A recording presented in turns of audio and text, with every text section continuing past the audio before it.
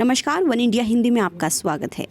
कृषि कानूनों को लेकर किसानों और केंद्र सरकार के बीच छठवें दौर की बातचीत के नतीजे भले ही कुछ रहे, लेकिन कुछ नई पहल बुधवार को विज्ञान भवन में बातचीत के दौरान देखी गई। केंद्रीय मंत्री पीयूष गोयल और नरेंद्र सिंह तोमर को किसानों के साथ उनके लंगर में भोजन करते हुए देखा गया।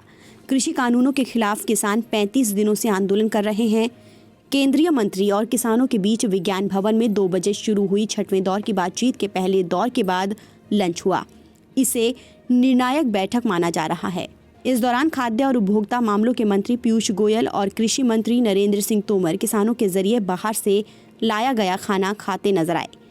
अभी तक किसानों और सरकार के प्रतिनिधियों के बीच जितने दौर की बातचीत हुई है, उनमें किसानों ने सरकार के लंच को ठुकरा दिया। दोनों पक्षों को हर बार अलग अलग भोजन करते हुए देखा गया। इनमें किसान अपने लंगर में भोजन के साथ जमीन पर बैठकर अपनी भूख मिटाते नजर आए। एक किसान नेता ने कहा कि हम सरकार की ओर से खाना और चाय की पेशकश को लगातार ठुकराते रहे हैं।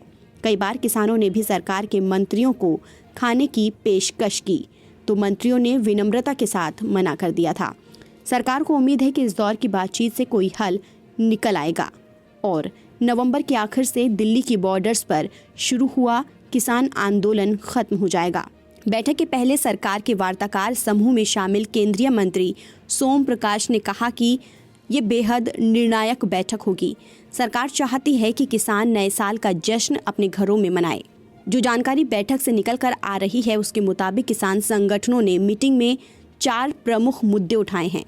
पहला मुद्दा तीनों कृषि कानूनों को खत्म करने का है। दूसरा मुद्दा एमएसपी को कानूनी जामा पहनाने और तीसरी मांग एनसीआर में पॉल्यूशन रोकने के लिए बने कानून के तहत एक्शन के दायरे से किसानों को बाहर रखने का है।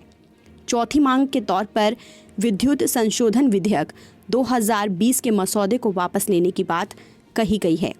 फिलहाल इस खबर में इतना ही। देश और दुनिया की तमाम खबरों के लिए आप बने रहिए वन इंडिया हिंदी के साथ।